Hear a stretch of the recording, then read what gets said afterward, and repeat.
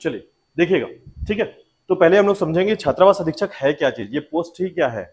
उसके बाद फिर हम इसके सिलेबस पे थोड़ा सा डिस्कशन करेंगे और इसके बाद मैं कंप्यूटर की क्लास को स्टार्ट करूंगा, ठीक है। समझिएगा कि छात्रावास अधीक्षक बेसिकली, ठीक है, हमारे यहाँ छत्तीसगढ़ सरकार के तौर पर अगर हम देखें या प्रशासन के तौर पर देखें तो आदिम जाति कल्याण विभाग का एक पोस्ट है जिसे कहते हैं हम छात्रावास अधीक्षक, ठीक है। और इस पद का जो वर्ग है ये 10 श्रेणी का पद होता है। 10 श्रेणी मतलब हम इसको कह सकते हैं चतुर्थ श्रेणी का पद होता है ये, ठीक है। अब चतुर्थ श्रेणी के साथ एक बात याद रखिएगा कि जो छात्रावास अधीक्षक है जिसे हम हॉस्टल वार्डन के नाम से जानते हैं, इसका बेसिक एक काम होता है जिसको आप पहले से जानते हैं, ठीक है। और ये काम क्या है, हॉस्टल के तौर पर, ठीक है, हॉस्टल के तौर पर सुपरिटेंडेंट करना या फिर उसको संभालना, ठीक है। तो छात्रावास अधीक्षक जो है एक तरीके से अधीक्षक का काम करता है और मुख्य तौर पर याद रखिएगा हमारे यहाँ किस क्षेत्र का है, ये आदिम जाति कल्याण विभाग का है। तो इसका मतलब यह है कि हमारे यहाँ जितने भी हॉस्टल, ठीक है, जो कि बच्चों के लिए बनाए जाते हैं, स्कूल के लिए बनाए जाते हैं, उस क्षेत्र में यह काम जो होता है एक व्यक्ति का जिसे छात्रावास अधीक्षक या अधीक्षिका कहते हैं, इसके संबंध में हमारे प्रशासन ने 300 पद निकाला हुआ है हाल फिलहाल में, ठीक है। तो ये 300 पद की जो जानकारी आपको मिलती है उसके संबंध में याद रखिएगा आचार संहिता से पहले ये पद निकला हुआ था और अभी इसके बारे में सामान्य जानकारी नहीं मिल रही है क्योंकि आचार संहिता लगने के बाद जो है हो सकता है यह थोड़ा सा समय के बाद या फिर अपने स्तर पर किसी भी समय जो है यह पद आ सकता है, ठीक है। अब इसके संबंध में थोड़ा सा दो बातें याद रखिएगा। इसका जो संपूर्ण जो पाठ्यक्रम है इसके संबंध में हम दो बातें याद रखेंगे। पहला ये कि जब आप किसी भी क्लास को देखते हैं, खासकर सिलेबस को देखते हैं, ठीक है, तो हॉस्टल वार्डन का जो सिलेबस है इसके दो प्रकार के सिलेबस को आप यहां पर समझते हैं, ठीक है। पहला एक बात समझिएगा कि यह एग्जाम जो है हमारे यहां कौन लेता है, व्यापम के द्वारा यह एग्जाम होता है, ठीक है, हमारे यहाँ। लेकिन हाल फिलहाल में कुछ समय पहले इसको जो है निकाला गया था किसके द्वारा, पीएससी के द्वारा, ठीक है, पीसीएस के द्वारा या पीएससी के सीजीपीएससी के द्वारा जो है यह पद निकला हुआ था और यह कहा गया था कि इसके सिलेबस में कुछ बदलाव कर दिया गया है, ठीक है। तो दो बातें याद रखिएगा, इसमें क्या क्या चीजें इंपॉर्टेंट है वो थोड़ा समझिएगा। पहला ये कि अगर ये पीएससी लेता है इस एग्जाम को तो हो सकता है आपको पीजीडीसी की आवश्यकता ना पड़े यहाँ पर, ठीक है। मतलब पीएससी जब एग्जाम को लेता है तो इसके द्वारा जो है इसकी अपनी नीति होती है, इसका एक अपना तरीका होता है। तो इसने यह तय कर दिया है कि आपके पास कंप्यूटर की डिग्री होना अनिवार्य नहीं है, ये पीएससी के अकॉर्डिंग, ठीक है। लेकिन व्यापम ये बोलता है कि आपके पास 1 वर्षीय डिप्लोमा होना चाहिए, ठीक है। ये दोनों के साथ थोड़ा सा अलग अलग आपकी प्रक्रिया है व्यापम के द्वारा और पीएससी के द्वारा। और पीएससी की इस प्रक्रिया के द्वारा ही कहीं ना कहीं पीएससी के द्वारा जो है इस प्रक्रिया को रोक लगा दिया गया था और उसके बाद जो है व्यापम के द्वारा अब फिर से एग्जाम होने की बात तय कर दी गई है, ठीक है। तो आने वाले समय में हो सकता है कि व्यापम आपका एग्जाम ले तो यहाँ पर 1 वर्षीय डिप्लोमा जो है कंप्यूटर का आपको ये डिमांड पे लाया जा सकता है, ठीक है। अब इसके बाद समझिएगा कि जो यहाँ पर हमारा जो व्यापम है, ठीक है, व्यापम के एग्जाम जो होते हैं वो 150 नंबर के मिनिमम होते हैं कि 150 नंबर के एग्जाम होते हैं। इस 150 नंबर में अधिकांश देखा गया है कि यदि अगर आप 120 नंबर तक टच कर जाते हैं तो आपका सिलेक्शन श्योर हो जाता है, ठीक है। लेकिन पद की संख्या के अनुसार और इस संख्या के अलावा जो है आप उसकी प्रायिकता को समझे कि अगर 300 पद है, ठीक है, पदों की संख्या 300, लेकिन अगर आप कैटेगरीज वाइज इसको बांटेंगे तो आपको मिलेगा 20, 17 और 18 के पद पर ये विभाजित हो जाता है क्योंकि इसमें एक पद और आता है जिसको हम कहते हैं भूतपूर्व सैनिक का पद। अभी हाल फिलहाल में इसको जोड़ने के लिए याद रखिएगा एक विज्ञापन जारी किया गया था प्रशासन के द्वारा, ठीक है।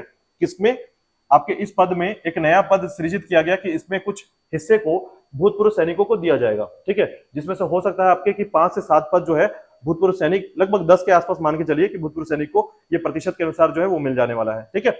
ऐसे में आपके पास कितना आ रहा है, तो आपके पास आएगा मैक्सिमम, आप अगर इसको तय करेंगे तो जनरल से लेकर आपकी कैटेगरी तक में अगर आप इसको तय करेंगे तो मैक्सिमम आपके पास जो है 28 से 40 पद आएगा एक कैटेगरी में, ठीक है, मैक्सिमम होगा, जिसमें आपका अधिकांश जो पद होगा वो अधिकांश आपको जनरल कैटेगरी में या एसटी/एससी में मिलेगा, ज्यादातर ओबीसी में थोड़ा कम पद मिलेगा यहाँ पर, ठीक है। अब देखिएगा इसके अलावा देखिएगा कि कंप्यूटर संबंधी ज्ञान की बात कर लें या फिर हम लोग व्यापम के संबंध में और पीएससी के संबंध में बात कर लें तो इसके द्वारा जो है छात्रावास अधीक्षक जो है आने वाले 2 महीने के अंदर आपको हो सकता है इसका एग्जाम हो सकता है। लेकिन एक बात तय रखिएगा कि आपकी तैयारी कम से कम 2 महीने के अंदर हो जानी चाहिए किसी भी हालत में, ठीक है, ताकि आपके पास रिवीजन करने का एक समय आ जाए कि आप उसके साथ रिवीजन भी कर सकें, ठीक है। क्योंकि ये पद जो है बहुत शालीनता पूर्वक एक पद है जो कि आप इसके साथ जो है आगे के प्लेटफॉर्म पर भी तैयारी कर सकते हैं, यानी आप पोस्ट को तो प्राप्त कर ही सकते हैं, इसके अलावा जो है आगे की तैयारी भी आप इसमें कर सकते हैं। ऐसे में आपका हॉस्टल वार्डन जो है एक अच्छा पद है, ठीक है। अब देखिएगा थोड़ा सा मैं आपको बता दूं कि पहले तर आप देखेंगे तो सबसे पहले याद रखिए कंप्यूटर संबंधी सामान्य ज्ञान की बात हॉस्टल वार्डन में सबसे ज्यादा पूछा जाता है क्योंकि इसका जो क्वेश्चन है, ठीक है, अगर सामान्य तौर पर इसके क्वेश्चंस को देखें तो देखिएगा कंप्यूटर संबंधी ज्ञान में इसके नंबर होते हैं 50, ठीक है, और 50 में याद रखिएगा 25 नंबर लाना अनिवार्य होता है इसमें, ठीक है, मतलब 50% पास करना इसमें अनिवार्य है, वरना बाकी की कॉपी जो है आपकी चेक नहीं की जाती, ये कहा जाता है इसमें, ठीक है। मतलब हॉस्टल वार्डन में कंप्यूटर में अगर आपने 50 नंबर में 25 नंबर पार नहीं किया, ठीक है, मतलब आपको पहले से ही कंप्यूटर टफ रहा, तो फिर बाकी चीजें आप स्वतः भूल जाइए कि जीएस में आपने कितना अच्छा नंबर किया है, ठीक है। उसके बावजूद अगर मान लीजिए, मैं एग्जांपल एक बताता हूं आपको कि आपने 150 में, ठीक है, 110 नंबर लेकर आए और 110 नंबर में केवल आप 24 नंबर लेकर आए हैं किसमें, कंप्यूटर पे, तो जो आप टॉप लिस्ट पे आए हुए हैं 110 में भी टॉप लिस्ट मान लीजिए आप अगर आप आ गए हैं तो भी आपका सिलेक्शन नहीं होगा, ठीक है। तो कंप्यूटर की जरूरत कितना ज्यादा है आप इसको समझ सकते हैं इस बात से ही कि जिनमें परीक्षार्थियों को 25 अंक लाना अनिवार्य होगा, ठीक है। तो ये सबसे बेसिक चीज हो गया, आपको समझना होगा कि कंप्यूटर कितना ज्यादा इंपॉर्टेंट हो गया अभी यहाँ पर, ठीक है। अब देखिएगा इसके सामान्य सिलेबस की बात करें कंप्यूटर की, ठीक है, तो इसके सामान्य सिलेबस में जाने से पहले मैं आपको बता दूं कि इसके अंतर्गत, ठीक है, कंप्यूटर के बेसिक्स फंडामेंटल ही पूछे जाते हैं, ठीक है, बेसिक्स फंडामेंटल। लेकिन इसके अलावा जो है बेसिक फंडामेंटल के अलावा जो सबसे ज्यादा टफ होता है, ठीक है, वो होता है इसमें 3 चीजें जानना, क्योंकि वर्तमान समय में सोशल मीडिया का जो अस्तित्व है हमारे यहाँ भारत में, विश्व में, ठीक है, सोशल मीडिया का अस्तित्व बहुत ज्यादा है और ऐसी स्थिति में आपको सोशल मीडिया से संबंधित और तकनीकी क्षेत्र से संबंधित सारी जानकारी होनी चाहिए सामान्य ज्ञान के तौर पर, ठीक है।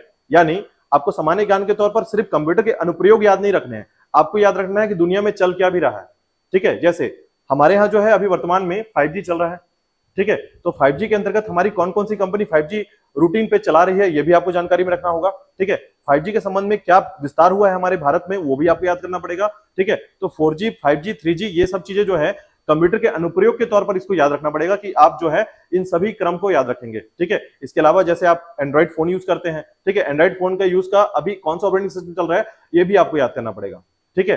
एप्पल के साथ उसके जो ऑपरेटिंग सिस्टम होते हैं उसके नाम क्या चल रहे हैं, ठीक है, किस प्रकार के फोन अभी तक इजाद कर लिए गए हैं, फोन की कैटेगरी में आप क्या क्या पढ़ते हैं, वो सभी कुछ इसमें आने का संभावना बढ़ जाता है। इसका कारण यह है, इसमें बताया जाता है, देखिए, सर्च इंजन तथा उससे संबंधित वांछित जानकारी आपको याद रखना पड़ेगा, लेकिन चूंकि आप पढ़ते हैं यहां पर पढ़ते हैं आप इंटरनेट के उपयोग, email, document searching, website searching, विभिन्न सरकारी विभाग के वेबसाइट के सामान्य जानकारी, यानी वेबसाइट के भी नाम आपको याद रखना पड़ेगा। जैसे मैं आपको बता रहा हूं कि विस्तार जानकारी क्या है, तो ये 4 लाइन पढ़कर आप ऐसा नहीं सोचेंगे कि कंप्यूटर बहुत छोटा टॉपिक है, इसमें आपको उन एप्लीकेशनों के बारे में भी याद रखना पड़ेगा जो सरकार के द्वारा लॉन्च किया गया है, जैसे पहल, ठीक है, पहल एक एप्लीकेशन है, ठीक है। उसी प्रकार जो है आपका छत्तीसगढ़ सरकार की कृषि के लिए कौन सा एप्लीकेशन, महिलाओं की सुरक्षा के लिए कौन सा एप्लीकेशन, ठीक है, बिजली पानी और अन्य क्षेत्रों में बिल भुगतान के लिए कौन सा एप्लीकेशन लॉन्च किया गया, ये सभी टॉपिक आपको कवर करना पड़ेगा इसमें, ठीक है।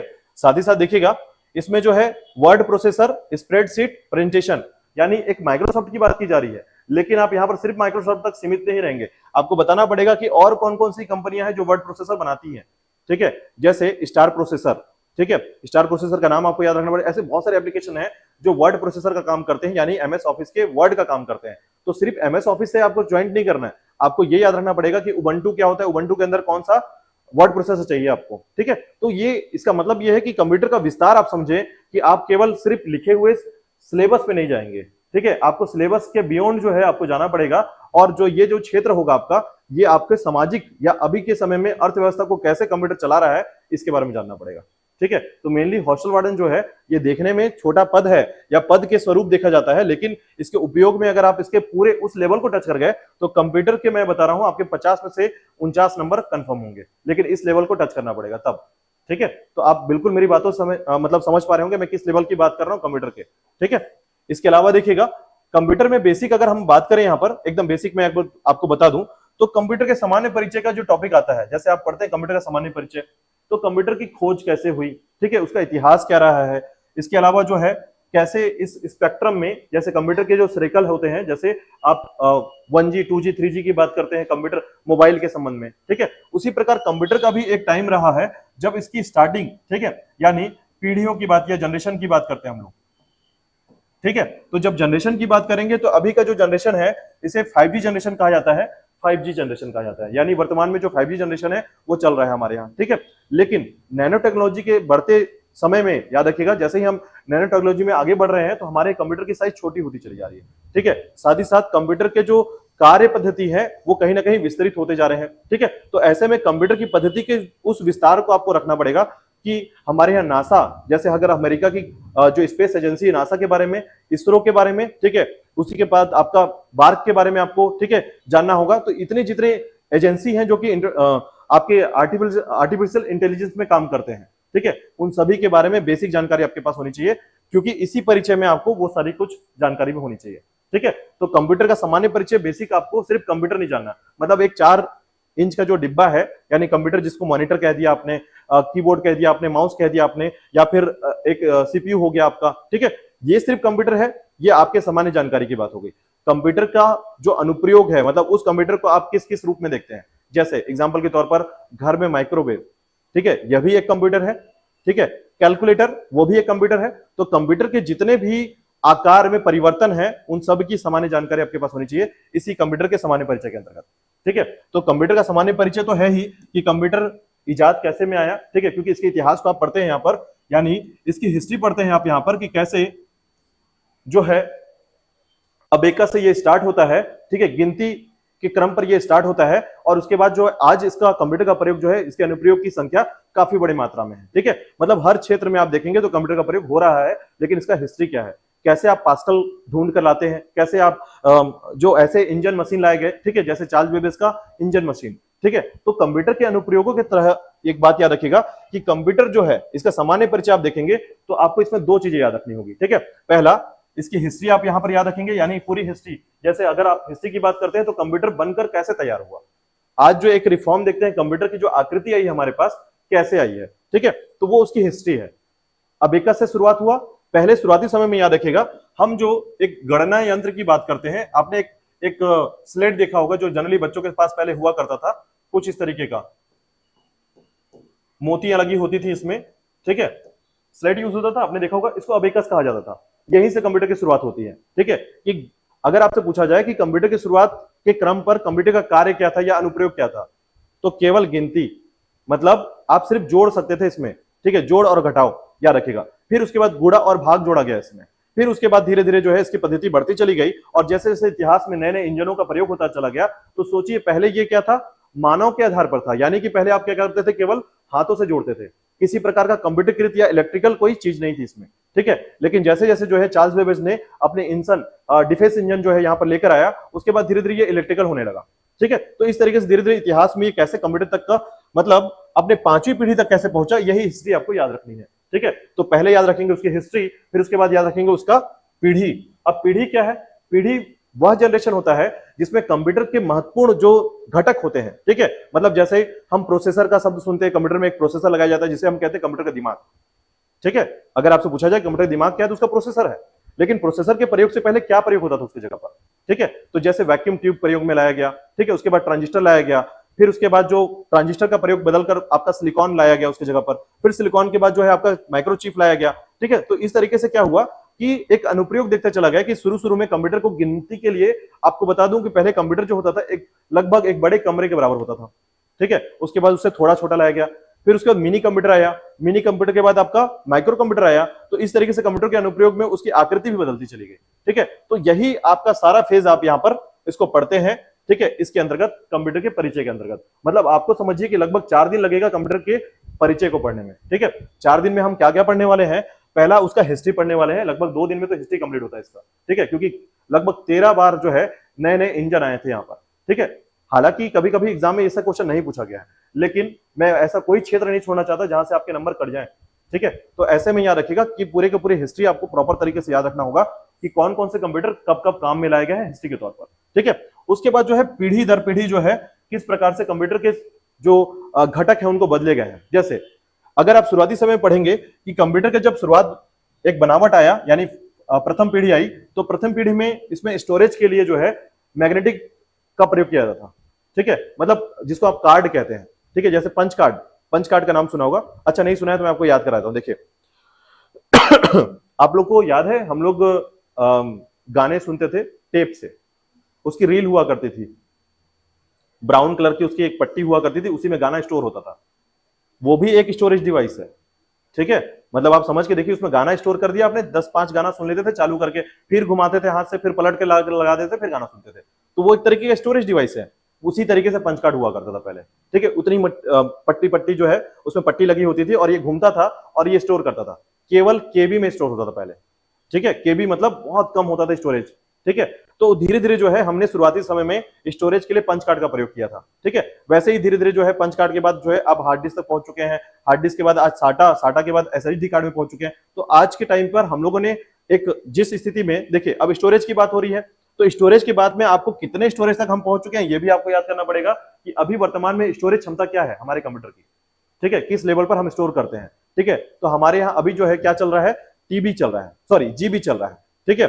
तो ये जो जीबी है गीगाबाइट नहीं है, याद रखिएगा, ठीक है। जेंट्रोबाइट से भी ऊपर जा चुके हैं हम लोग, 15 सीरीज आगे बढ़ चुके हैं, ठीक है। तो ऐसे में आप याद रखिएगा कि इस सीरीज में हम लोग कहां तक पहुंच चुके हैं, यहां तक भी जाना होगा।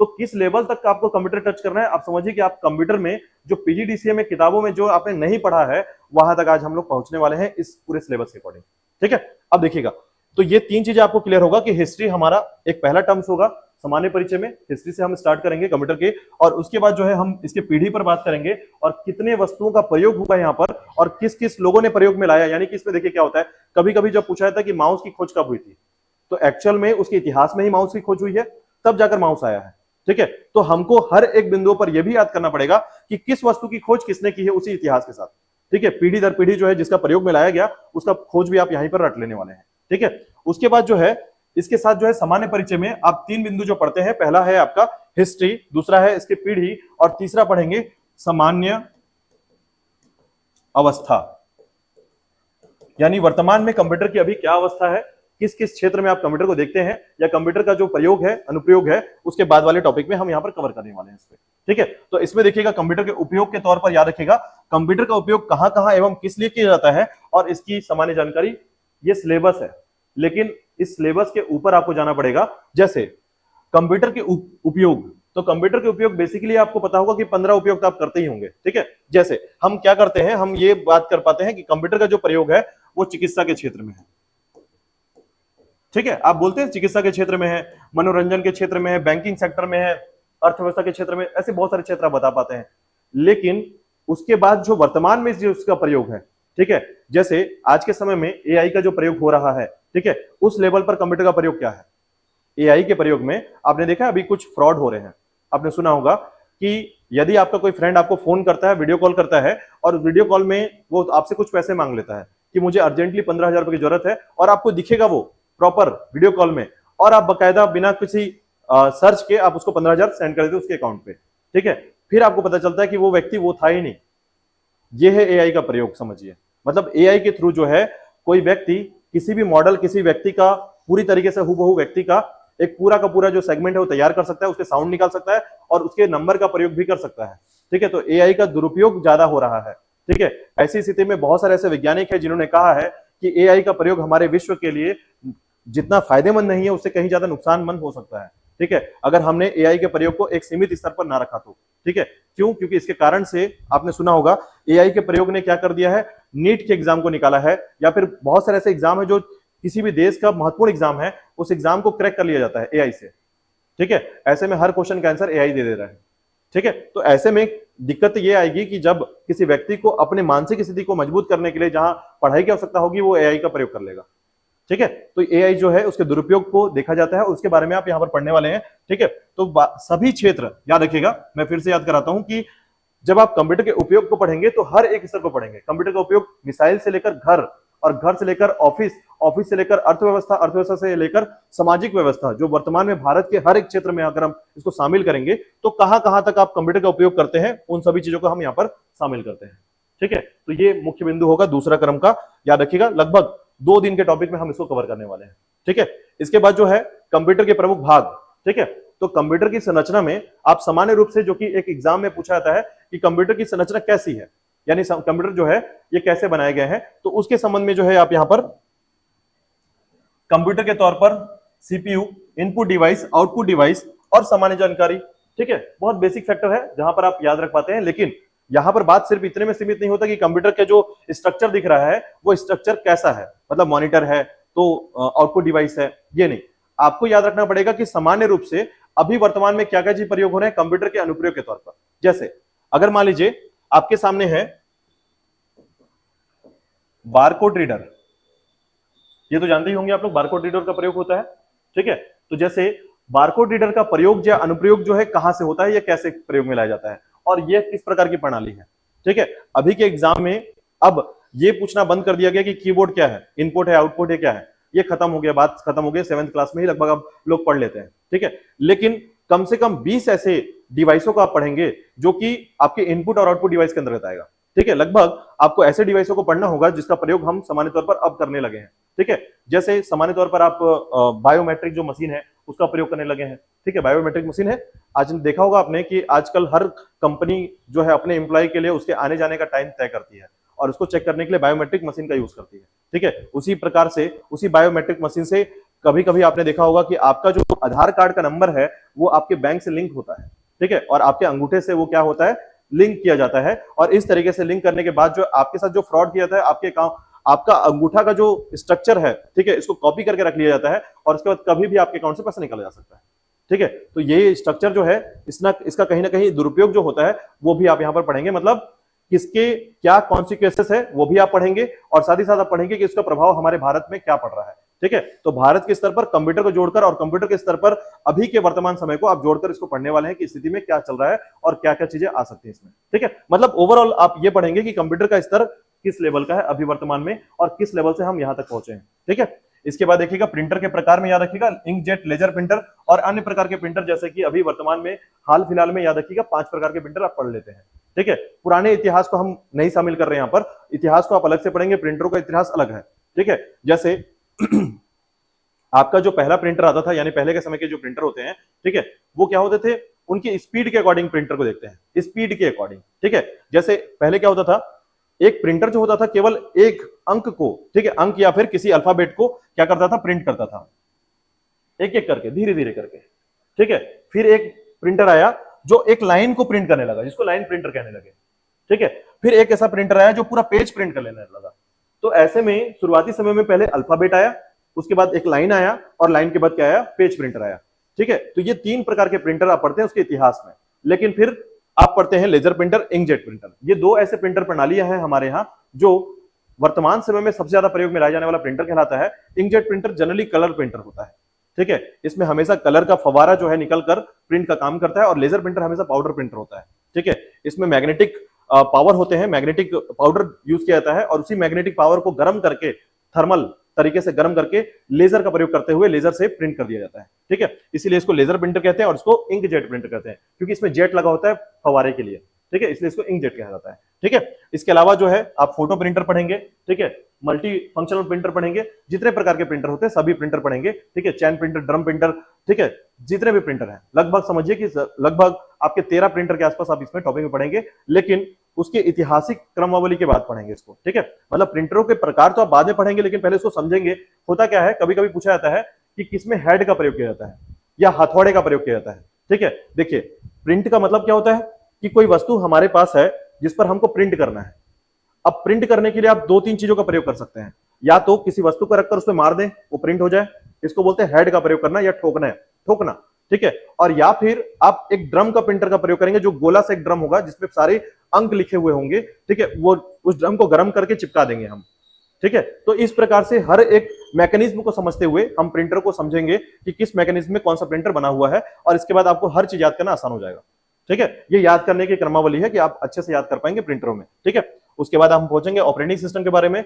तो आपको बता दूं, यहां पर ऑपरेटिंग सिस्टम सबसे ज्यादा खतरनाक होता है, क्योंकि इसी के बारे में आपको जानना सबसे ज्यादा जरूरी है। क्योंकि हमारे यहाँ क्या होता है, हम सामान्य तौर पर 2 ही ऑपरेटिंग सिस्टम का नाम याद रखते हैं, एक माइक्रोसॉफ्ट का ऑपरेटिंग सिस्टम, ठीक है, विंडोज का नाम याद रखते हैं। तो विंडोज में कितने ऑपरेटिंग सिस्टम हो चुके हैं ये भी आपको याद करना पड़ेगा। ठीक है, कितने ऑपरेटिंग सिस्टम है, ठीक है, विंडोज के। तो वर्तमान में कौन सा विंडोज ऑपरेटिंग सिस्टम चल रहा है, किसी का आइडिया? 7 तो कब का खत्म हो गया? नहीं, 30 नहीं पहुंचे अभी। ठीक है, अभी चल रहा है 11। ठीक है, 11 चल रहा है, याद रखिएगा। आने वाले समय में हो सकता है 12th आ जाए। ठीक है, तो कभी कभी ऐसा होता है, जैसे देखिए हमारे यहाँ क्या है ना, क्रम से चलता है, पूरा क्रम चल रहा है। 2000 से स्टार्ट कीजिएगा, हालांकि 2098 से स्टार्ट होता है, 95 से स्टार्ट हो गया। ठीक है, लेकिन 95 से लेकर हम लोग जो है 2011 तक में 11वां क्रम तक चला चुके हैं। सभी का नाम आपको याद रखना पड़ेगा। ठीक है, कुछ तो ऐसे हैं जो कि सिर्फ नाम से याद रहते हैं, जैसे विंडोज 7, विंडोज 8। ठीक है, विंडोज 9 नहीं आया है, ये भी याद रखिए, क्योंकि कभी कभी पूछा जाता है कि निम्न में से कौन सा विंडोज संस्करण नहीं है। तो हम जो है याद नहीं रहेगा, तो हम तो लिस्ट में ये देखेंगे कि अरे हमको पता नहीं है, तो क्या करेंगे हम लोग, तो हमको पता है कि विंडोज 9 नहीं आया है, मतलब वो नाम का कभी विंडोज आया ही नहीं है, ठीक है। विंडोज 8 आया है, विंडोज 7 आया है, विंडोज 10 आया है, विंडोज 11 आया है, लेकिन आपके ऑप्शन में विंडोज 9 भी रखा जाएगा, और उसको आपको याद तभी रख पाएंगे जब आपको पता रहे कि विंडोज 9 तो आया ही नहीं है। इसीलिए पूरी क्रमावली को आपको जानना पड़ता है कि विंडोज 98 से 95 से कौन कौन से विंडोज का नाम क्या क्या है, ठीक है। तो विंडोज के लेवल पर भी आप उस लेवल पर जाएंगे कि जहां पर आपको इस तरह के क्वेश्चंस पूछे जाते हैं, ठीक है। उसके बाद देखिए, आप विंडोज जो ऑपरेटिंग सिस्टम है इसके टाइप्स ऑफ पैटर्न को पढ़ते हैं। जैसे ऑपरेटिंग सिस्टम जो होता है वो समझिए एक प्रकार का जो सॉफ्टवेयर है इसके गुच्छे को कहते हैं ऑपरेटिंग सिस्टम, यानी समूह, ठीक है, ग्रुप। तो ग्रुप ऑफ सॉफ्टवेयर, तो सॉफ्टवेयर के जब समूह को हम बनाते हैं उसको ऑपरेटिंग सिस्टम कहते हैं। और ये बेसिकली क्या होता है, सिस्टम सॉफ्टवेयर होता है, ठीक है। सिस्टम सॉफ्टवेयर मतलब कंप्यूटर के लिए बनाया जाता है। ये एक्चुअल में एक इंटरफेस है, इंटरफेस उसको कहते हैं जो, जैसे देखिए कंप्यूटर अपना काम कर रहा है, जैसे एग्जांपल के तौर पर देखिए, मैं अगर इस कमरे में एक टेम्परेचर नापने का मशीन लगा दूं तो टेम्परेचर नाप के बता रहा होगा कि हाँ यहां पर अभी जो है 24 डिग्री सेल्सियस का टेम्परेचर है। ये कौन काम कर रहा है, आपका एक मशीन काम कर रहा है। ये मशीन अपने लिए जिस सॉफ्टवेयर का यूज कर रहा है उसको हम सिस्टम सॉफ्टवेयर कहते हैं, ठीक है। लेकिन जब आपको क्या करना पड़े कि आपको उससे कुछ छेड़छाड़ करना पड़े, जैसे आप न्यूनतम तापमान तो देख लिए, ठीक है, अब आपको चाहिए कि वो सिर्फ न्यूनतम तापमान ना दिखाए, वो कुछ और चीजें भी मेरे लिए करके दे, जैसे कि वो अधिकतम तापमान भी बताए, मैं कहीं और लेकर जाऊं, या औसतन या एवरेज भी निकाल कर दिखाए। तो आप उसके कुछ बटन को छेड़छाड़ करेंगे तब जाकर वो एवरेज निकालने देने लगेगा। तो इसका मतलब यह है कि आपने जब उसका बटन दबाना चालू किया तो एक तरीके से वो क्या हुआ, इंटरेक्ट करने लगा, आपने उसके साथ इंटरेक्ट करना स्टार्ट कर दिया। जब तक वो सिंगल था, जब तक वो खुद अपना काम करता था, आपके साथ उसका कोई इंटरेक्शन नहीं था, तब तक वो सिस्टम सॉफ्टवेयर के साथ काम कर रहा था। लेकिन सिस्टम सॉफ्टवेयर को इस तरीके से डेवलप किया जाता है जब एक मनुष्य उसका उपयोग करना चालू कर दे, मशीन का उपयोग करना चालू कर दे, ठीक है। तो इस तरीके से एक इंटरेक्शन चालू हो जाता है। फॉर एग्जाम्पल, आप देखिए घड़ी देखा है आप लोगों ने, आपके हाथ में घड़ी जो आप रिस्ट वॉच जो पहनते हैं, पहले के समय में वो घड़ी सिर्फ आपको टाइम बताता था, उसके अलावा आप उसके साथ छेड़छाड़ नहीं कर सकते, चालू या बंद कर सकते हैं लेकिन उसके साथ कुछ कर नहीं सकते। लेकिन आज के टाइम पर बटन दबा दबाकर आप हृदय की गति नाप लेते हैं, ठीक है, ऑक्सीजन का वैल्यू नाप लेते हैं, उसके अलावा जो है, तो इस तरीके के मशीन को हम कहते हैं सिस्टम सॉफ्टवेयर के साथ इंटरेक्शन होना, ठीक है। मतलब उसमें दोनों प्रकार के सॉफ्टवेयर डाल दिए गए हैं, एक सिस्टम सॉफ्टवेयर भी डाल दिया गया है, एप्लीकेशन सॉफ्टवेयर भी डाल दिया गया है, ठीक है। तो ऑपरेटिंग सिस्टम जो होता है एक सिस्टम सॉफ्टवेयर होता है, लेकिन इसके साथ ही जो है मनुष्य के काम करने लायक जो आपके जो सॉफ्टवेयर होते हैं उसको उस लेवल पर तैयार करता है। देखिए जैसे एग्जांपल के तौर पर मैंने आपको बताया कि एक मशीन है जो कि तापमान को नाप कर दे रहा था, ठीक है, या फिर आपका जो रिस्ट वॉच है वो केवल घड़ी का टाइम बताता था, ठीक है। तो घड़ी का टाइम बता रहा है, केवल एक ही काम कर रहा है, तो उसके लिए किसी अन्य प्रकार के सॉफ्टवेयर की जरूरत है नहीं, तो वो एक ऑपरेटिंग सिस्टम उसमें लग जाएगा, आपको सारा कुछ ऑपरेट करके बता देगा। लेकिन जैसे ही आप उसके साथ छेड़छाड़ करना चालू कर देते हैं, उससे कुछ और डिमांड करते हैं, तो ऐसे टाइम पर आपको एक एप्लीकेशन सॉफ्टवेयर की जरूरत पड़ती है, जो सिर्फ देखिए ये दो जो सॉफ्टवेयर होते हैं ना, सॉफ्टवेयर जो एप्लीकेशन सॉफ्टवेयर है ये मनुष्यों के द्वारा अपने लिए बनाया जाता है, ठीक है। तो एप्लीकेशन सॉफ्टवेयर बेसिकली आप अपने लिए बनाते हैं, जैसा रिक्वायरमेंट आपका है आप उसके हिसाब से बना लिए। लेकिन सिस्टम सॉफ्टवेयर जो होता है वो सिस्टम के रिक्वायरमेंट के हिसाब से बनाया जाता है, ये सिस्टम आपको क्या देगा, ठीक है, तो उसके लिए आपने सिस्टम सॉफ्टवेयर बना दिया। लेकिन उसी के बीच में आपने एप्लीकेशन सॉफ्टवेयर भी उसमें डाला है, क्यों, क्योंकि वो आपके अनुसार आपको चाहिए उसमें, ठीक है। तो ये दो अलग अलग सॉफ्टवेयर आप यहां पर पढ़ते हैं, उसी में आप पढ़ते हैं ऑपरेटिंग सिस्टम, और इसी में देखिएगा इसी ऑपरेटिंग सिस्टम के अंदर आप पढ़ेंगे कि कौन सा ऑपरेटिंग सिस्टम कॉमर्शियल होता है, मार्केट में व्यापार के लिए कौन सा ऑपरेटिंग सिस्टम का प्रयोग किया जाता है, ठीक है, और इसके अलावा कौन सा ऑपरेटिंग सिस्टम फ्री होता है, ठीक है। तो फ्री ऑपरेटिंग सिस्टम भी होता है, याद रखिएगा, इसको बोलते हैं ओपन सोर्स ऑपरेटिंग सिस्टम, ठीक है। इसमें होता क्या है कि किसी व्यक्ति के द्वारा जो है एक ऑपरेटिंग सिस्टम बना दिया गया, ठीक है, और उसने क्या किया, इंटरनेट पे डाल दिया फ्री उसके कोडिंग को, जैसे ये सारी चीज क्या है, कोडिंग ही है, कोडिंग से हम सॉफ्टवेयर को बनाते हैं, उसके कोडिंग को क्या कर दिया उसने, इंटरनेट पे फ्री डाल दिया। अब उसने बोला कि और लोग आइए और अपना अपना दिमाग लगाइए और नया नया कुछ इसमें इन्वेंट कर लीजिए, ठीक है। तो कोई और व्यक्ति उसको डाउनलोड किया और अपने हिसाब से उसके कोडिंग को थोड़ा चेंज करते हुए नया कोड डाल दिया उसमें। तो ये क्या है, उसका सोर्स जो पार्ट था, ठीक है, उस पार्ट को उसने कॉपी कर करके नया नया सॉफ्टवेयर बनाते चला गया। तो ये प्रकार के जो सॉफ्टवेयर होंगे या ऑपरेटिंग सिस्टम होंगे वो क्या होंगे, ओपन, ठीक है, ओपन सोर्स ऑपरेटिंग सिस्टम होंगे। तो याद रखिएगा इसी प्रकार का ऑपरेटिंग सिस्टम को आपको पढ़ते हैं यहाँ पर ओपन सोर्स ऑपरेटिंग सिस्टम के रूप में, ठीक है। और उसके बाद जो है ऑपरेटिंग सिस्टम के जितने नाम है समझिए 20-30 नाम आपको याद रखने पड़ेंगे, उबंटू, बीएसडी, ठीक है, सोलारिस, ऐसे बहुत सारे नाम आएंगे, ठीक है, लाइनेक्स होगा, यूनिक्स होगा, ऐसे बहुत सारे नाम पूछे जाते हैं और एग्जाम में बहुत ज्यादा पूछे जाते हैं यहाँ से, ठीक है। तो लगभग 20-30 के नाम आपको याद रखने पड़ेंगे। कुछ ऑपरेटिंग सिस्टम का नाम बेसिक तरीके से याद रखना है, कुछ कॉमर्शियल का नाम, जैसे विंडोज ऑपरेटिंग सिस्टम ये कॉमर्शियल है, आप जब तक खरीदेंगे नहीं तब तक आपको मिलेगा नहीं है, ठीक है। और उसी के अलावा जो है ओपन सोर्स जो है ये फ्री का है, आप इंटरनेट पे जाइए डाउनलोड कर लीजिए, उबंटू डाउनलोड कर सकते हैं फ्री में आप, ठीक है। और उसके बाद जो है कुछ ऑपरेटिंग सिस्टम, जैसे यहां पर आप नाम पढ़ेंगे तो मैं आपको बताऊंगा कि आप जो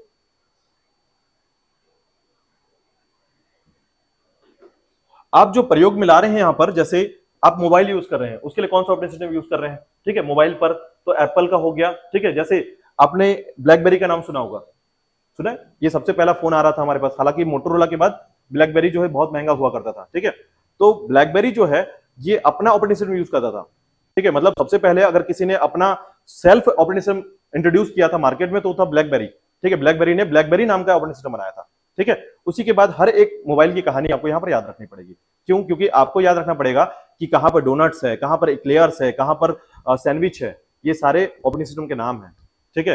तो ये सारे ऑपरेटिंग सिस्टम के नाम आपको याद करने पड़ेंगे और ये सभी आपके मोबाइल पर हैं, लेकिन कभी आपने इस पर ध्यान नहीं दिया होगा, ठीक है। ये मोबाइल के सॉफ्टवेयर याद रखिएगा, मोबाइल के सॉफ्टवेयर के नाम आपको याद रखने पड़ेंगे सारे, कौन से वाले, तो एंड्रॉइड के सॉफ्टवेयर, ठीक है। तो इसीलिए याद रखिएगा सारे क्वेश्चंस बनाए जाते हैं सामान्य तौर पर। और कंप्यूटर जो है केवल लाइट विजन से मत पढ़िएगा, वरना मैं जैसे बता रहा हूं आपको कि यदि आप सिलेबस देखकर किताब से पढ़ लिया आपने तो यकीन मानिए किताब तक की सीमितता जो है वो केवल यहीं तक होगी कि आपको ऑपरेटिंग सिस्टम बताया जाएगा, आपको कॉमर्शियल सॉफ्टवेयर बता दिया जाएगा, आपको ओपन सोर्स बता दिया जाएगा, लेकिन आप इसके डिटेल में आज जो घटनाएं घट रही है या आज आपके मोबाइल पर क्या है ये आपको पता नहीं चल पाएगा, ठीक है। इसीलिए यहां पर पढ़ना या इस बात को समझना बहुत जरूरी है, ठीक है। चलिए इसके बाद देखिएगा कुछ अन्य बिंदुओं पर बात करेंगे। तो देखिएगा इसके बाद जो है वर्ड प्रोसेसर, स्प्रेडशीट और प्रेजेंटेशन की बात करते हैं, ठीक है। तो ये बिल्कुल एक एप्लीकेशन सॉफ्टवेयर है। देखिए उस समय ऑपरेटिंग सिस्टम पढ़ा आपने, यानी ऑपरेटिंग सिस्टम पहले आप पढ़ लेंगे, उसके बाद हम पढ़ेंगे दूसरे नंबर पर क्या, एक application software. Application software basically demand के थ्रू बनाया जाता है, ठीक है। जैसे आपको जरूरत है ऑफिस में काम करने के लिए एक एप्लीकेशन टाइप करना है, तो आपको जब भी किसी अल्फाबेट्स या वर्ड में काम करना है तो आपको वर्ड प्रोसेसर की जरूरत पड़ेगी। और जितने प्रकार के मार्केट में वर्ड प्रोसेसर के सॉफ्टवेयर हैं सबको याद रखना पड़ेगा और उसका कार्य प्रणाली क्या है। यहां पर आपको डिटेल में क्या पढ़ना पड़ता है, यहां पर डिटेल में पढ़ना पड़ता है कि F7, जैसे F7 प्रेस करने पर क्या होता है, यानी कीबोर्ड को पढ़ना पड़ेगा अब इसके साथ, ठीक है। वरना आप ये जान नहीं पाएंगे कंट्रोल प्लस सी दबाने से क्या होता है। इसमें जाने के बाद आपको सॉफ्टवेयर की शॉर्टकट कीज याद रखने पड़ेंगे, ठीक है। तो F7, F12, F11, यानी कि F1 से लेकर F12 की पूरी कहानी याद रखनी पड़ेगी यहां पर, ठीक है। तो एप्लीकेशन सॉफ्टवेयर को पढ़ते हुए आपको कीबोर्ड याद रखना पड़ेगा यहां पर, ठीक है। मतलब पूछा जाता है एग्जाम में कि मार्जिन सेट करने के लिए या वर्ड प्रोसेसर में मार्जिन सेट करने या फिर किसी भी, अच्छा एक क्वेश्चन जो आपके हॉस्टल वार्डन में आया हुआ था मैं बताता हूं आपको। जैसे पूछा गया था कि टैब प्रेस करने पर कल्सर, ठीक है, जो कल्सर आपको इस तरीके से दिखता है ये कितने दूरी तक आगे जंप करता है, ठीक है। अच्छे अच्छे कंप्यूटर ज्ञाता भी नहीं बता पाते हैं ये क्वेश्चन को, ठीक है।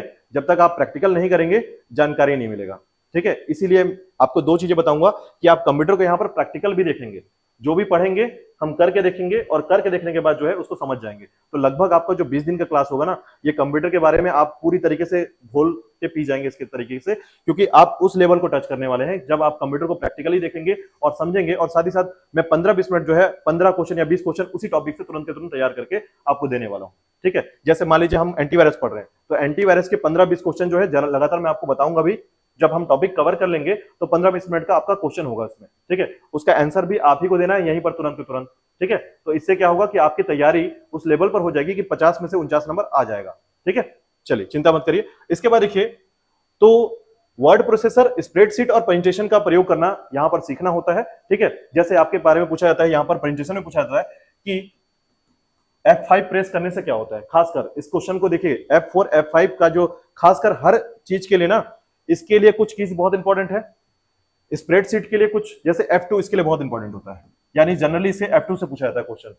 इसका पूछा जाता है F7 से ज्यादातर क्वेश्चन पूछा जाता है, क्योंकि होता क्या है, जिस काम को आप करने जा रहे हैं उस काम के लिए कुछ जो वर्ड की है, ठीक है, F1 के से लेकर F12 तक की जो कीज है वो सबसे ज्यादा कार्य को पूरा करते हैं। जैसे अगर मैं F2 दबाता हूं तो मैं स्प्रेडशीट के जो नाम है उसको बदल सकता हूं, ठीक है। मतलब उसमें इंटर करना, जैसे कभी कभी क्या होता है आपको बोला जाएगा बिना माउस के, ठीक है, आपको किसी स्प्रेडशीट के किसी सेल में कुछ लिखना है तो कौन सा बटन प्रेस करेंगे, ऐसा क्वेश्चन आएगा, ठीक है। तो F2 प्रेस करेंगे तब आप उसके अंदर घुस सकते हैं, वरना आप कुछ लिख ही नहीं सकते उसमें, ठीक है। तो ऐसे कुछ क्वेश्चंस आते हैं जो प्रैक्टिकली नॉलेज पर होते हैं और अधिकांश अगर आपका कॉन्सेप्ट क्लियर है तो हर चीज आंसर में आ जाएंगे आपका, ठीक है। इसके बाद देखिए प्रेजेंटेशन के लिए हमेशा याद रखिएगा आपको F5 दबाना पड़ता है, तब आपका प्रेजेंटेशन चालू होता है, स्लाइड चालू होते हैं।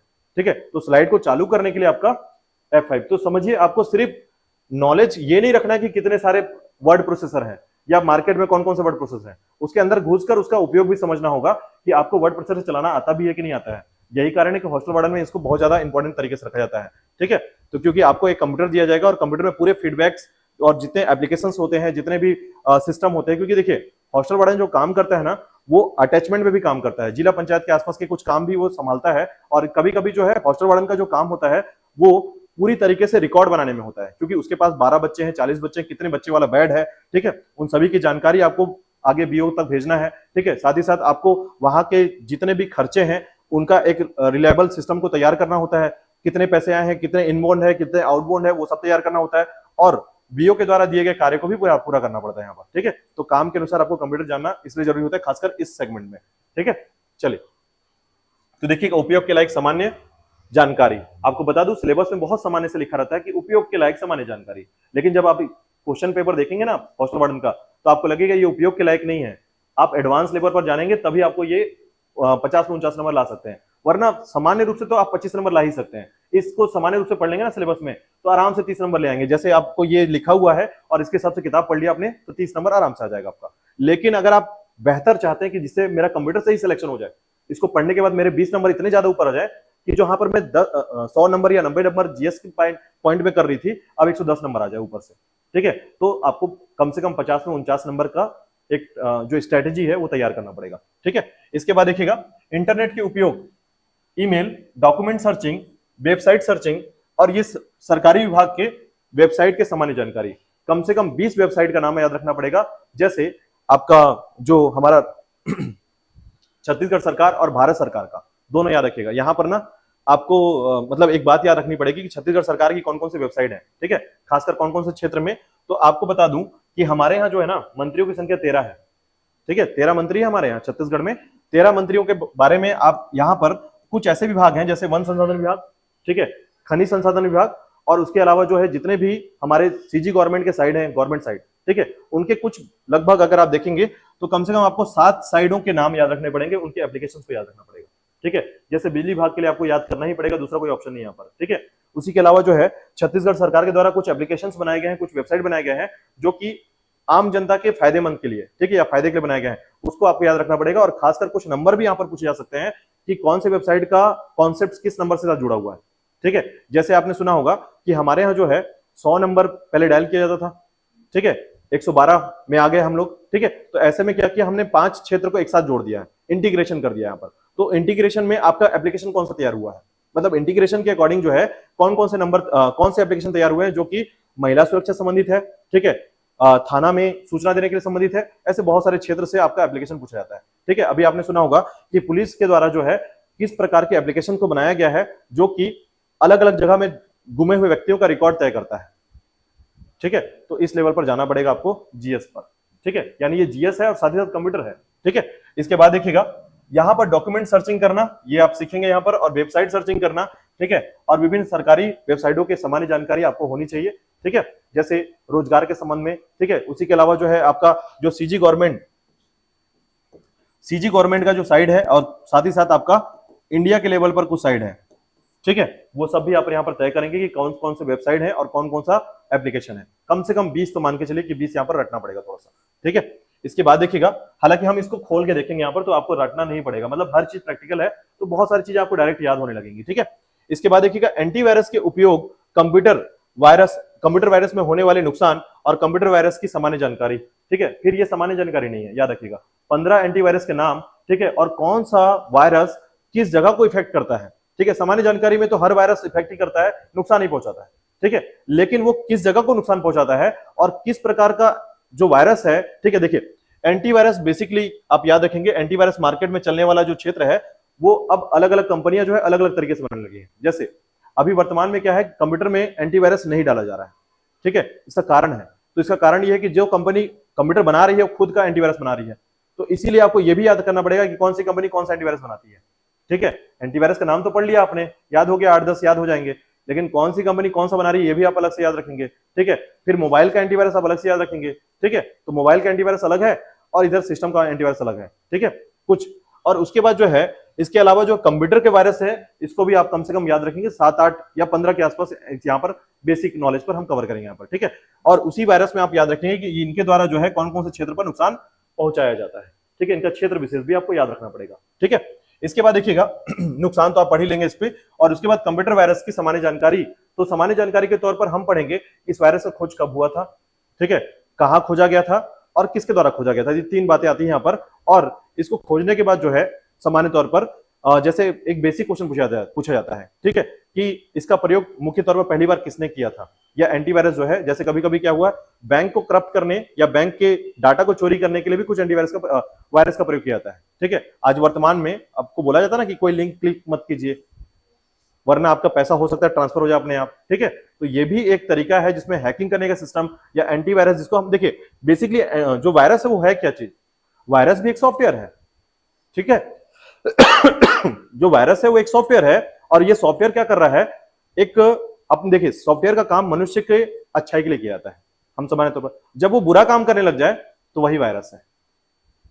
समझ में आ रही बात कि वायरस क्या है। वायरस एक ऐसा प्रोग्राम है, ऐसा सॉफ्टवेयर है जो अपने कार्य के अनुदिश ना चलकर दूसरे कार्य को करने लग जाता है, ठीक है। तो उसके कुछ कोडिंग चेंज हो जाते हैं या फिर कुछ लोग उसका कोड चेंज कर देते हैं। ऐसे में अच्छा आप लोगों ने देखा होगा नहीं रजनीकांत, ठीक है, रजनीकांत को, ठीक है।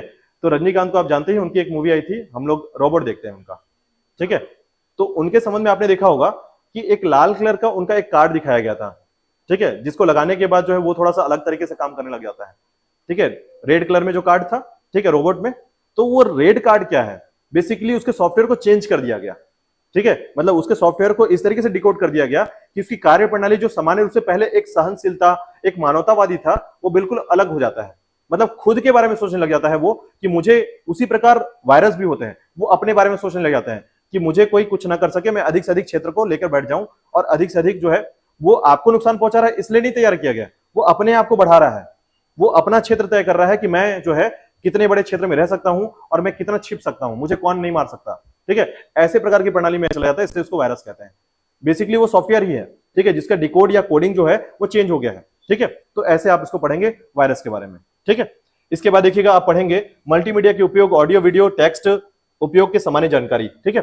तो आप ये पढ़ेंगे यहाँ पर कि मल्टीमीडिया, कौन कौन सी फाइल को मल्टीमीडिया कहते हैं। देखिए यहाँ पर ना आपको फोटो के नाम याद करने पड़ेंगे। फोटो का नाम क्या होता है, जैसे पीएनजी, ठीक है, पीएनजी, जेपीजी, एमपीईजी, ये सब नाम है, ठीक है। तो जैसे आप बोलते हैं कि फोटो क्या है, यानी पिक्चर्स क्या है, तो कैमरा से आपने ले लिया पिक्चर्स, लेकिन हमारा काम क्या होता है कि हम केवल अपना फोटो देखते हैं कि अरे थोड़ा सा आंख बंद हो गया, इतने ही तक सीमित होते हैं हम। लेकिन आपको जानना पड़ेगा कि ये फोटो एक्चुअल में कौन से फॉर्मेट में है, ठीक है।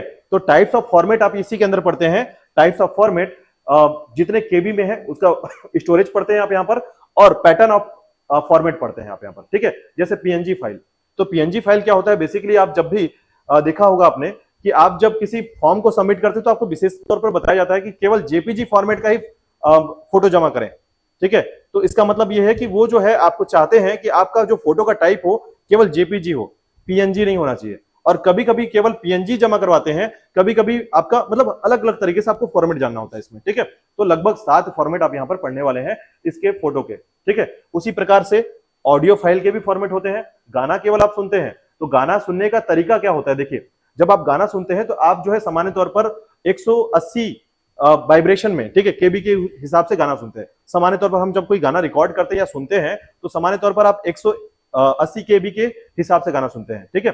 अब वो गाने का टाइप क्या होता है, देखिए जो MP3 का फॉर्मेट होता है, जिसको आप MP3 कहते हैं हमारे यहाँ, ठीक है, जो ऑडियो होता है MP3 होता है, ठीक है। तो MP3 के भी अलग अलग फॉर्मेशन होते हैं, ठीक है। यानी MP3 जो सामान्य रूप से आप सुन रहे हैं, अगर आप रिकॉर्डिंग में जाएंगे किसी चीज को, देखिए गाना MP3 में हो गया तो गाना तो केवल एक फाइल हो गया ना, उसके अलावा जो भी चीज आप बोल रहे हैं वो रिकॉर्ड हो रहा है, वो अलग अलग फॉर्मेट में जा सकता है, ठीक है। मतलब गाना को हम MP3 में क्यों रखते हैं, बिकॉज वो सबसे वर्चुअल फाइल होता है। मतलब आप MP3 में गाने सुन लेते हैं, ठीक है, लेकिन अन्य चीजों में भी गाना सुना जा सकता है और फॉर्मेट में, ठीक है। तो उन फॉर्मेटों को पढ़ेंगे आप जिसमें गाना या रिकॉर्डिंग या ऑडियो को देखा जाता है, ठीक है। तो वहां पर अलग अलग फाइल भी आती है, ठीक है। तो उसे पढ़ेंगे हम लोग MP3 के साथ साथ अन्य फॉर्मेट पे, ठीक है। और इसके अलावा जो है आप वीडियो फॉर्मेट भी पढ़ेंगे यहाँ पर।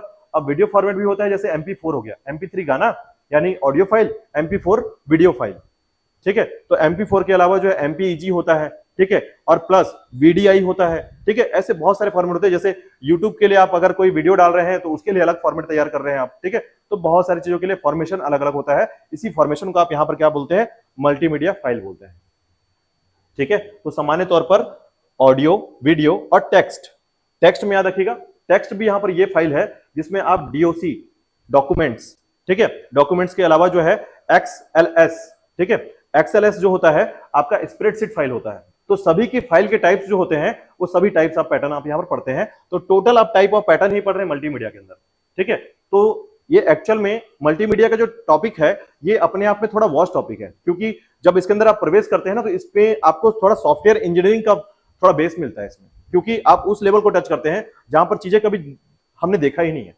कभी सुना ही नहीं है। कुछ ऐसे फाइल्स आएंगे आपके सामने, ठीक है, लेकिन काम करते हैं इन्हीं के लिए मल्टीमीडिया के तौर पर, ठीक है। तो वो सभी पैटर्न आप कंप्यूटर में पढ़ने वाले हैं यहाँ पर, ठीक है। इसके बाद आप पढ़ेंगे CD DVD जो समाप्त हो चुका है, आज यूज कौन करता है, लेकिन फिर भी आपको याद करना पड़ेगा कि कौन सा DVD है जो सबसे ज्यादा स्टोरेज फाइल रखता है, ठीक है। तो जैसे आप DVD का नाम सुने होंगे, ठीक है, तो DVD के जो है 7 नाम होते हैं, ठीक है। तो DVD के ये 7 नाम, जैसे ब्लूरे, इसका नाम तो सुना ही होगा, ब्लूरे का नाम सुना होगा आप लोगों ने, नहीं सुना है? 24 GB की फाइल को कंट्रोल करता है ये, ठीक है, 24 GB की फाइल को रखता है ये। तो ब्लूरे जो कंपनी है ये इस DVD को बनाता है और इसीलिए इसको रखा गया है ब्लूरे नाम, ठीक है। उसी प्रकार VCD, SH, ये सभी के टाइप्स ऑफ पैटर्न हो गए इसके, यानी आपको ये जानना पड़ेगा कि स्टोरेज डिवाइस में CD से DVD तक में कितने सारे फाइल आ जाते हैं, यानी कि कितने सारे ये CD के टाइप्स ऑफ पैटर्न है, ठीक है। तो जैसे CD से एक बार पूछा गया था क्वेश्चन कि CD जो है कितना स्टोरेज कवर करता है, CD, तो याद रखिएगा CD जो होता है 700 MB कवर कर लेता है, ठीक है, 700 MB का स्टोरेज होता है वो, ठीक है। तो इसी के पैटर्न को आप पढ़ेंगे यहाँ पर कि CD DVD से संबंधित सामान्य जानकारी आपको मिलेगा, ठीक है। तो बेसिकली आप यहाँ पर क्या पढ़ेंगे आपको बता दूं, यहाँ पर आप पढ़ेंगे स्टोरेज डिवाइस, ठीक है। तो स्टोरेज डिवाइस यहां पर पढ़ने वाले हैं। इसके बाद देखिएगा यहां पर आप जो है गूगल अल्ताविस्ता, ठीक है, ये गूगल अल्ताविस्ता, ये सब नाम जो है याद रखिएगा सोशल मीडिया के नाम है, ठीक है। तो जैसे गूगल से जब क्वेश्चन पूछा जाता है तो इसके संबंध में आप पूरी डिटेल में पढ़ेंगे, गूगल के फाउंडर कौन है, कब स्थापित हुआ, कैसे स्थापित हुआ, ठीक है, और इसका इतिहास क्या था, और उसके बाद आज वर्तमान में कितना पैसा कमा के बैठे हुए हैं, हर साल इसका कितना टर्नओवर जो है गूगल का है, ठीक है। इसके अलावा जो है इसके CEO कौन है, ठीक है, सुंदर पिचाई। तो ऐसे में आपको कुछ हर चीजों को याद रखना पड़ेगा। देखिए जो चीज लिखा हुआ है ना उसको विस्तार करना है, समझना है, तो उसके डिटेल पे जाना पड़ेगा आपको, ठीक है। वो तो लिख दिया गूगल, और गूगल के नाम पर सिर्फ आपको पता है कि ये सर्च इंजन है जिसका उपयोग हम सर्च करने के लिए करते हैं, ठीक है, लेकिन एक्चुअल में आपको वो नहीं पढ़ना है, आपको पढ़ना है कि इसका मायने क्या है हमारी लाइफ में अभी, ठीक है। तो हर चीज में आप यहाँ पर पढ़ेंगे। उसी प्रकार आपका अल्ताविस्ता होता है, इससे भी क्वेश्चन पूछा जाता है। उसी प्रकार आपका यूट्यूब होता है जो कि फाइल शेयरिंग सिस्टम पर काम करता है, ठीक है, मतलब आपको वीडियो शेयर करना और सोशल मीडिया में वीडियो डालना, ठीक है, एक स्टोरेज में डालना, वो है आपका यूट्यूब, ठीक है। इसके बारे में पढ़ेंगे, सेम चीजें जैसे गूगल के बारे में पढ़ते हैं, ठीक है। उसके बाद इसकी सामान्य जानकारी, सर्च इंजन से वांछित जानकारी, जितने भी टाइप्स ऑफ सर्च इंजन है, ठीक है, जितने भी टाइप के हैं वो सब आप यहाँ पर पढ़ने वाले हैं, सर्च इंजन, ठीक है। इसके बाद देखिएगा इसके अलावा जो है सर्च इंजन आपने पढ़ लिया तो मुझे लगता है आपका ये टॉपिक कंप्लीट हो गया, ठीक है। हाँ बोलिए। ये भी एक सर्च इंजन है, सर्च इंजन है, अल्ताविस्ता जो होता है ना सर्च इंजन है, और इसका भी प्रयोग करते हुए जैसे कंपनी क्या करती है, जैसे देखिए गूगल पहले रिफॉर्म नहीं हुआ था, उससे पहले दूसरी कंपनी थी, गूगल बाद में नाम आया, ठीक है। ऐसे बहुत सारी छोटी छोटी कंपनियां हैं जो यूएसए में जनरेट हुई, लेकिन धीरे धीरे जो है कुछ डेवलप हो गई, कुछ डेवलप नहीं हो पाई। उसी में से अल्ताविस्ता जो है उसने अपने आप को कॉमर्शियल करते हुए अलग ट्रैक पकड़ लिया, ठीक है। तो वो अलग प्रकार का सर्च इंजन, जैसे यूसी ब्राउजर का नाम सुना होगा आपने, ठीक है। तो आपने